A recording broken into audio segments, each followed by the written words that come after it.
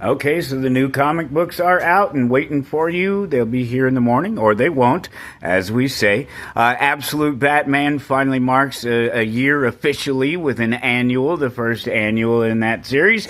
We have Batman Long Halloween, the last Halloween. It's that Jeff Loeb story, the continuation of a long-running story ultimately, and the end of it, apparently, if it's called The Last Halloween, and it is the last of it, it's 10 of 10. There's still some DCKO, which that event is just kicking off. In fact, we got this cool poster about the night fight, and that cool Batman holding a one-armed batleth. I have a regular two-handed batleth, part of my collection. DC Universe, I know that looks like a little bit of a fat stack that's right there, but the fact is it's only a couple of complete 1 through 4 issues of this new history of the DC Universe, and I wouldn't concentrate on it necessarily if I didn't think that it was important and that it was fun and that it was a great comic book read, because that's what's most important to me personally, and it really truly was. And there's so much information in there, and if you're a DC fan, it should be in your collection. If it's not, you have a little bit of a chance there'll be maybe here. Possibly. Superman Red and Blue 2025 special. And this is funny that this comes along just after my video hit last week, where I just happened to be talking about the anthology books. And this is an anthology book, 6 or 7 stories. Actually, I think it was only 5. But still, what I was talking about in that video, as it takes off and does really well, it was the long-term investment in a regular series or a number of regular series that are strictly anthology, just to have places for different characters, different artists, different writers, those different covers. We get pretty humble addition from Marvel this week. There's a few things, but they're all continuations of other stories. Black Cat, White Queen, Boba Fett, Black, White, and Red, Imperial, a couple of great Hulk covers there. As well as there's a Scotty Young in there, and one of those there's the Scotty Young. Always great with the Scotty Young, right? Mortal Thor continues. Great Zombies variant there. Rivals gets another addition to the game, another addition to its universe in King in Black, as they set up for the big storyline that's coming with King in Black and him. He's losing his powers or lost his powers, and he's going to get some of them back, and he's already told all the Venoms and the Spider-Mans that he's going to kill them all when he gets his powers back, but they have to team up to help him get his powers back. That's what it's shaping up, a storyline like that. Venom, Black, White, Blood. And so, of course, then the big Marvel stuff this week is Age of Revelation, the continuation of that. 4 more titles added to that collection. Cloak and Dagger. We've got a handful of covers in there, and they're really great. They don't seem to have changed much, do they? Whereas some of these other characters are so different in these age of storylines, but they certainly look the same. Expatriate X-Men, I guess that means they paid a bunch of money to no longer be American citizens and be taxed by the... we're not going to go down that road, are we? Government shutdown should stay shut down. Undead Pool, everybody's been waiting for that one, and I have very few of them. If you're not on the poll, you may not get that one. There might be one more copy of that same one back there, or that might be the only one. That may just be it. And you notice that that's only a couple of issues of all of these, even these ones that look like a fat stack there. Just talking about the fat stack, the Wolverine, the X-Men. Those are the Unbreakable X-Men, the last Wolverine. Those are in front of the regular Uncanny X-Men and regular Wolverine titles that they've replaced right now. So just because they look fat doesn't mean that there isn't just more than 1 or 2 of any given one of these titles. Sabretooth's the only one that's there. I went a little deep on that one. It's probably my fault, just because I like anything Wolverine at all. If you know me, I don't care, boy, girl, crippled, whatever. different color, different age. I don't care. I just want Wolverine. Barbaric, new one-shot, The Black Knight. I have one of the Not Safe for Work undressed covers. The Vault stuff is really great. I've been collecting the Lilith storyline. It's not Lilith. It was Money Shot, but Lilith was. They were doing a series of Lilith covers. The Beauty After a Decade is back, and same creators, Jason A. Hurley and Jeremy Hahn, picking up the storyline, I guess, and carrying it forward. This has been successful for some of these titles, revived from a decade or so ago, and even further on, some of these things going back to the 90s. Some of them had done really well. Others of them seem to have hit kind of slowly. This is good storytelling right here, The Beauty. If you didn't get in on the original story, you can still pick up there's a few volumes. I don't know, 4 volumes or something like that. It was probably 24 issues, maybe, if I remember right.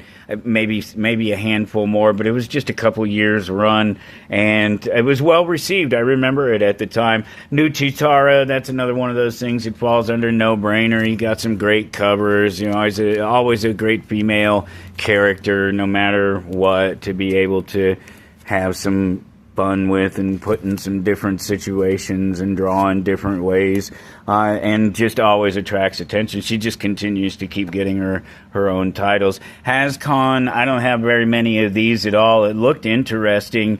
It's a story, post-apocalyptic America or world, really, because it's aliens. It's not man. We haven't done it to ourselves. Aliens invade in a couple of phases and pretty much wipe everybody out. Put a good kibosh on human civilization, and we develop some kind of super soldiers or something and send them into space. I don't want to give away too much because there's an interesting little twist thing coming at the end. Oh no! And now I ruined it for you. There's a twist, and your mind will be all set and ready for it. It won't be, because if it's not on your pull, you may not be getting it. You gotta sign up for a pull. You want these books, and I'm telling you, there's so much great stuff. Look at that. Everybody knows who that is, right? Sammy and Dean, and there's some, hot guys and hot cars. I don't even need to tell you about that one. It looks like they're picking up right not where they left off, but in terms of the storytelling in general. They're on their little mission to punish demons and other supernatural beings because their family is cursed or whatever. I guess the mother, and is it the sister, Jess, I think the name is, that's already been that were killed, and so yeah, they're Sam and Dean are on their mission. And here's the big one for this week that, again, I can't even, I'm not trying to beat you over the head with it, but I can only just order so much of this stuff. There's only just so much of it I can pay for and hold in stock and hope that you people will come and buy them. And it sucks that I can't help you out 2 weeks after they've come and gone. And that's going to be one of those titles right there, dude. Godzilla versus Kansas City. Just the camp alone on that idea is it'll be gone. I have a few. There's a couple of different covers. There was only a couple of different covers, and they won't last long. They will not last long at all. I do have other Godzilla for you if you can't get in on those. I have all the current running Godzilla storylines are all out there. Fandom number 2 is out there now. There was also another Conan, Surge of the Serpent, Dungeons and Dragons, last one of these. I mentioned these guys last week. This is a new Greg Pak storyline, and Greg Pak is everywhere right now. There was something else in here just a minute ago we were looking at that was Greg Pak too. Is it the Supernatural? I think it is. It's Supernatural that's Greg Pak. I have several covers of the Supernatural, and a shiny one too, if you're not already distracted by the handsome-looking young gentleman. So yeah, this is really taken off. Everybody's really digging on this. These guys, the fallbacks, are this sort of misfit, as Dungeons and Dragons characters and storylines tend to be. They're sort of misfit, roguish type, and they're not the people that you would choose for the job, but they're the best at it, and they're going to get it done.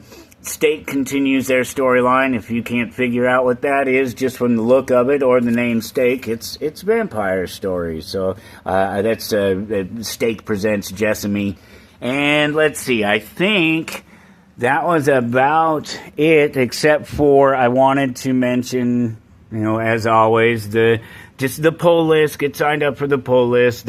We are always giving something away each month, and it's whether you start a poll list or you just add something new to your existing poll list. You get then the drawing for those, and we'll just drop those in your poll, and you'll have them. And so this is the stuff for Halloween. This is the Trick or Read comic books, and so we have a few that are 13 plus, and then we have a handful of them that are all ages as well. These are just for the kids, mostly, guys. I mean, obviously there's going to be some left, but kids are the priority. And so here's the deal with those. We also have some candy, and we'll just give them away starting on Friday night. It's Halloween night. If you're out and about, we'll already be open because we're hosting a Star Wars Unlimited event, so we're going to be here anyway. So beginning at 6 p.m. until close on Friday night, we have these Trick or Read books for the kids. I know you're all just a bunch of 13 plus kids, and we do what we can. There'll be some, and we have some candy for them too. Also, just some random things I picked up, some Mad Libs. I thought those would be fun. Some of those in the store, and then this is brand new. It's for my gamers.